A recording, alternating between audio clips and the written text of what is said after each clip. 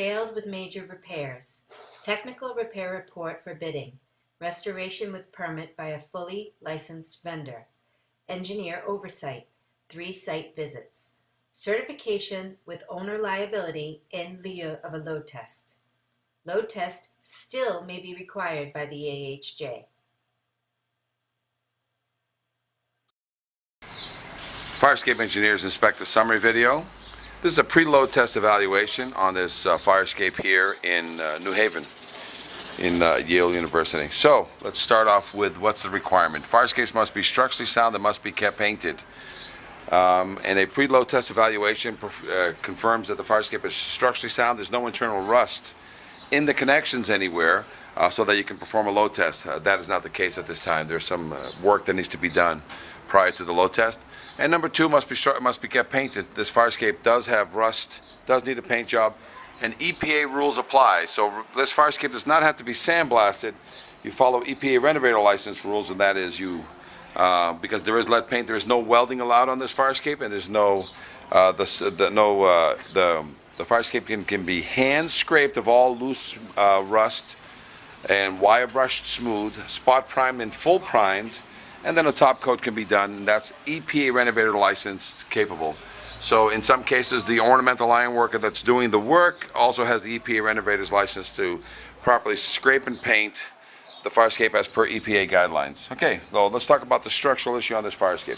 First of all, we got some cement. We got a roof here that's not going to be part of this inspection, but it's going to have to be done. This looks like, it's a tin roof or a copper roof with cement stucco, and this is going to have to be handled by a roofer. It is not part of this inspection. Okay. So what has to happen here is that this is going to be separately done by a roofer / mason to deal with this. These brackets too here, as you can see on all of them, there's going to be some connection issues that have to be dealt with, and again, that will be dealt with by a separate vendor. From here down can be handled by the ornamental iron worker. Okay, so let's talk about some of the concerns that we have.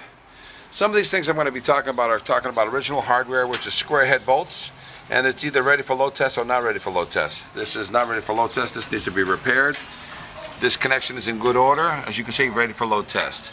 Some of the through bolts into the building look in good repair and ready for load testing, or as you can see here, if water has been getting into it, you need to address that to verify that no water has gotten in.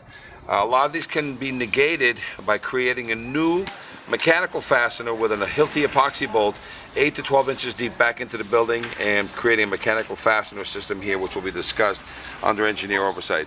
Take a look at the brackets. They seem to be in good order, even though they're 75 to 100 years old. The original rivets, as you can see. Some of this surface rust is either just plain surface rust or minor surface rust that is less than 25% starting. So a lot of this can be easily done. So I don't have too many problems with a lot of my brackets. As I go along, I'll talk about it. So ready for routine maintenance and a load test, or it needs repair and then a load test can be performed. In some cases, when you change the bolt, it eliminates the load test. So we'll talk about that a little bit more in detail. Ready for load test? All these pickets needs to be tested. They're minor structural, and they need to be load tested for the 200-pound lateral load.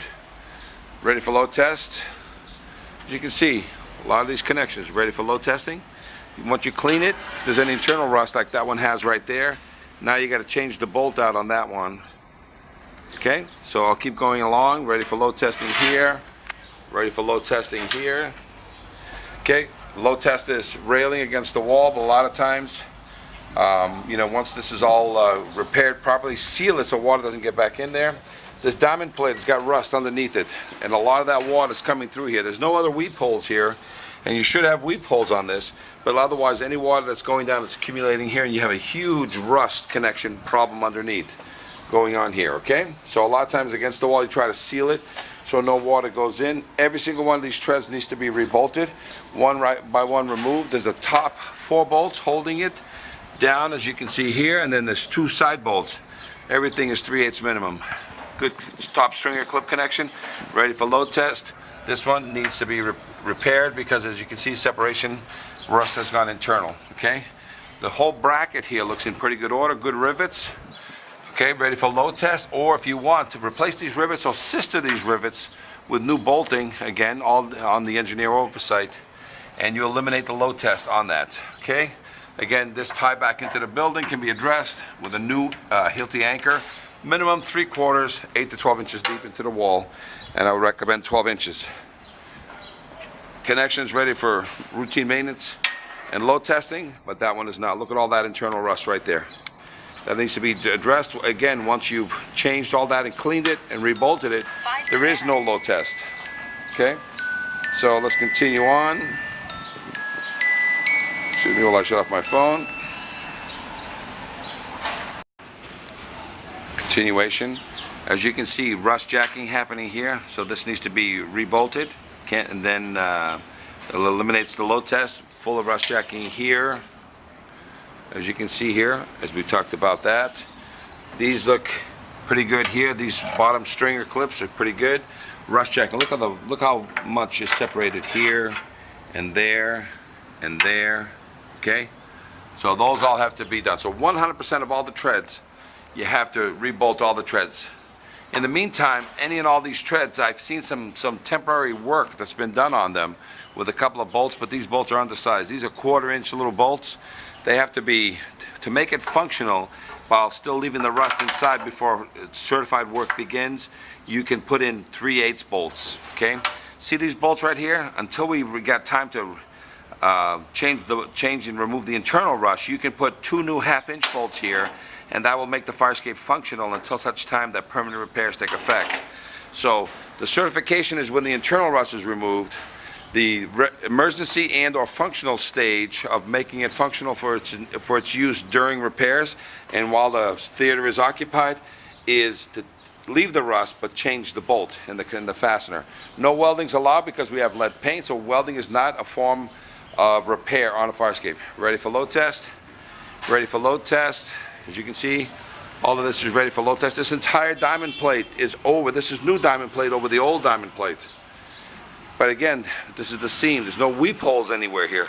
So the water's getting in underneath here, and you can see from underneath major deterioration on this area here. So water needs to be sealed. Weep holes need to be brought in. This whole area here is rotting out, so this all needs to be addressed to make it functional. All these pieces here are riveted, yet all of these are welded. So again, you have to do a hammer test on all these welded connections, which welding needs additional maintenance, which may or may not be happening on this particular fire escape, both underneath and as well as on the side here, because that's a fixed connection. This needs to be a moment connection so that she can move when she heats up, she can move when she cools down. Same thing happening here. This is an all welded fire escape, much newer. This is probably 25 to 50 years old. And again, diamond plate, she's popping right there, as you can see. See that? They try to seal it, but look at all the rust jack. It just keeps growing. So you have to remove the original issue, and that is, there's supposed to be water, drip, the weep holes here. Water's getting in here. It's causing all this to rust out. The edge here is all rotted out. So this all needs to be pulled up. No welding. Everything is a mechanical fastener to avoid the EPA lead rules. It looks like it's diamond plate on top of grating, see that? So, but again, it's all structural and it needs to rest on either side. Getting back to the fire escape, tin guy, copper guy, has to deal with that whole roof and its structure. Underneath it is cement, stucco. So the roof guy has to deal with all this. This is not part of the scope. And then the structural starts from here on up. So that's all for the roof guy. We're not making a determination on that at this time. Full paint job needed. Full paint job most likely has lead paint based. If this has been here since '78, this also too has lead-based paint. So EPA rules apply. Coming here, going down, same issue. Again, water's getting in here. See how wet that is still? Coming in here, you can start seeing some of the cement issues. Again, this is to be dealt with the roofer. This is all stucco, but the separation of as the steel rots, it separates the stucco and it pops. Some of this is just falling every day. But again, this is part of not of my fire escape examination, other than there's a lot more investigation that needs to happen. And as you can see, the stucco is cracking because water is getting in there, and the iron is separating from the stucco and causing these things to happen. Things like this. Okay, so that's all under the roofer guy. All right, so connection here. As you can see, some separation happening. Rust has gone internal. That needs to be repaired. This one's super tight, load tested. Okay, and again, any and all these connections on the brackets, as you can see, rivets through. See the through bolt right here? We need to verify that or duplicate it with a new Hilti epoxy bolt. So if there's any rust on these brackets that are 100+ years old, we're gonna have, it's about 25%. Every one of these treads needs to come out and be put back in, so that with 3/8 bolts minimum. On this side, because of the way it's configured, you're gonna have to use self-tappers going that way. There's no way to get a bolt on the other side. It's difficult, but if you can, great. If you can't, you can use self-tappers on this other side, which you have no issue. All the railings need to be load tested, 200 pounds per square foot. The roof is disclaimed off of this at this time, but as you can see, the roof is cracking stucco. 100% of these treads need to be done. Okay, we got light here on the site. All these treads need to come out, go back in. I'm going to go underneath now. The rails on the side need to be addressed. Make sure they're in good order. So as you can see, bolts missing. This at the ground because they have asphalted or cemented or did whatever, so water's getting in here and rotting out these feet. So we need to get these feet properly sealed, and a lot of times after we clean and cement these correctly, we then use tar, some sort of pitch, so that we can have the snow and ice won't get to it, and we try to do that 4 to 6 inches above grade. But otherwise, as you can see it's all rotting, starting to rot there. This connection here is ready for load test. See the rot getting in there. Okay, so let's get underneath this thing now. As you can see, ready for load testing. Just clean it. Bolts are good. Load test. See how they attempted to secure, and thank God they did this, because they should have replaced it with 3/8 bolts. This is quarters, incorrect, and you have to remove the original rust. So this tread is bad. That tread is bad. That tread is bad. And we'll just keep going. It's every single one of these. Okay? So you have to do a run through this fire escape to make sure that, to make it functional. Right now there's no life safety issue in that none of the treads have physically fallen, but it doesn't mean that they couldn't fall. A life safety check to make it functional is a phase 1.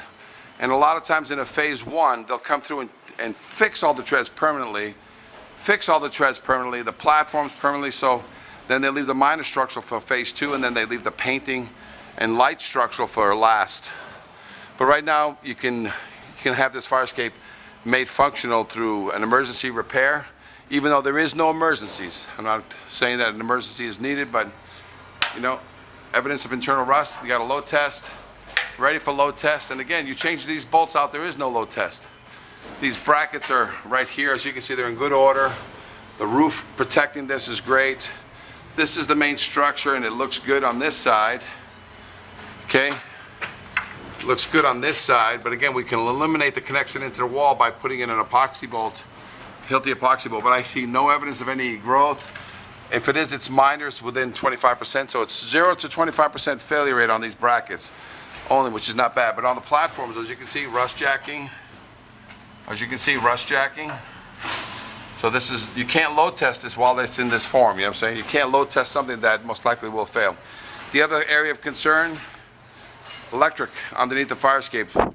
If this is power of any kind, a lot of times this has to be isolated, because we do have a case going on right now where somebody got electrocuted on a fire escape because of power being too close to it. So we need to identify this situation, because a lot of times you cannot put anything flammable or anything that can cause electrocution directly underneath the fire escape unless you can isolate it in some form or fashion. Plenty of lights. You can see what happens is that as the water goes through the diamond plate, this is all rotted out. As you can see there, over there also. So usually at all the joints, you can see the same situation happening here. Look at that. Okay, it's all that water accumulation that just rots that out. So that needs to be addressed. Again, it hasn't fallen, so I don't have a life safety concern, but it doesn't mean that one doesn't exist. And that's what emergency repair will do, will make it functional until such time that phase 1 structural can be done, then phase 2, and then phase 3. Okay, look at that. Same thing with all the treads up there. These are in better condition, but again, rust jacking happening at the center point. Needs a full paint job. Water starting to get into the building because some of these bricks are spalling for the fact that water may be getting inside there. And water's getting to the back, so if you can eliminate the water getting into the back, it'll stop washing down the bricks and causing all other issues. Stringers at the bottom are pretty good. So these rivets that are 100+ years old are in pretty good order, so scrape and paint. EPA rules and renovator rules apply. All those welded connections need to be load tested, right? Unless you put a hole through it, and most likely because of the size of the connection, you might have to use a 1/2 inch, but again, that eliminates the load test.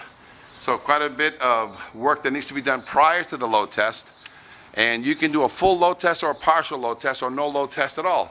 So if you spot repair the fire escape, then you're going to do what's called an integrated load test. Whatever didn't get changed out, you need to create a load test, and that's designed by the structural engineer. If you do a full refurb of all the connection, which is the norm every 25 to 35 years on every structure that is a fire escape, then as the NFPA states, load test or other evidence of strength. So you change all the fasteners, including the connections back into the building, such as the Hilti fastener back to the building, then there is no load test. Or you can do a spot load test, meaning an integrated load test with some of the pieces stay behind. But I recommend that the age of this fire escape and the works that needs to be done, that change all the fasteners. It's a small fire escape, it's not that bad. And the load test is put off for the next 15 to 25 years, as long as you keep it painted. Again, painting is lead paint. You do have to follow EPA renovator guidelines for a renovator, not for sandblasting. And this fire escape has got more than enough meat left for you to paint. Any questions? Fire escape engineers, 866-649-0333. This is Inspector Cisco Meneses. Fire escape engineers inspect the summary video. This is a pre-load test evaluation to determine if the fire escape is structurally sound and has been kept painted in order for it to be load tested. This fire escape is ready for load test. The platform here is approximately 5 by 4, 4 this way, 5 that way. And so with that, 5 times 4 is 20 square feet times 100 pounds per square foot. The load test requirement on this is going to be approximately 2,000 pounds. The approximation on these treads, they're about 11 or 12 inches by 4. That's 4 square feet times 100 pounds, so 400 pounds, 400 pounds for the treads. Lateral load test of 200 pounds lateral load test. And again, we'll design the system. Usually it's for a period of an hour. Load test 40%, then load test the remaining 60%. Take measurements before, during, and after, and she'll be ready for the load test. New installation, again, you don't have to load test, but new installation, they want it load tested. So sono's been properly installed into the ground, and we have the same thing happening here. These are going to be approximately the same scenario. So the photographs that I have is that this is all new construction, fairly new, probably within the past 12 months. Shop fabricated, field installed with bolts. So these are all moment connections, not fixed connections. All the welded connections are done under shop conditions, so that's good. Hot dip galvanized, including this one. So they want a load test. So again, these treads look like they're about 5 across. I will confirm that. And see, 1, 2, 3, 4. So it's 5 across, and she's about 6 feet long. 1, 2, 3, 4, 5, 6, probably 6. So 6 by 5, about 3. So about 3,000 pounds of weight here. And again, this will all be designed by the engineer to verify that the load test and this fire escape is a mirror image, more or less. Here for this one also, another 3,000 pounds here. Again, to verify that the fire escape can take a load. All new hardware, all new connections, galvanized, field Installed with bolts, shop fabricated with all good welding, as you can see, so acceptable industry standard. Sonotubes have plans, permitted. This is less than a year, so a load test for here, 3,000 pounds here, and just under 3,000 pounds there. This fire escape can also be load tested depending on the final outcome. It'll be a full load test or a partial load test, or if all the fasteners are changed and all the connections are verified, then there is no load test. The same with these fire escape systems here. Once you have, as per the NFPA with Life Safety 101, the authority having jurisdiction shall accept by load test or other evidence of strength a fairly new, brand new fire escape, galvanized, installed. This is other evidence of strength. No load test is needed. It's either or, but otherwise we will load test. Any questions? Fire escape engineers, 866-649-0333. Load test still may be required by the AHJ.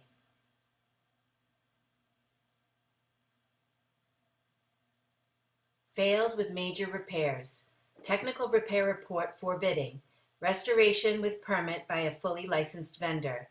Engineer oversight. 3 site visits. Certification with owner liability in lieu of a load test.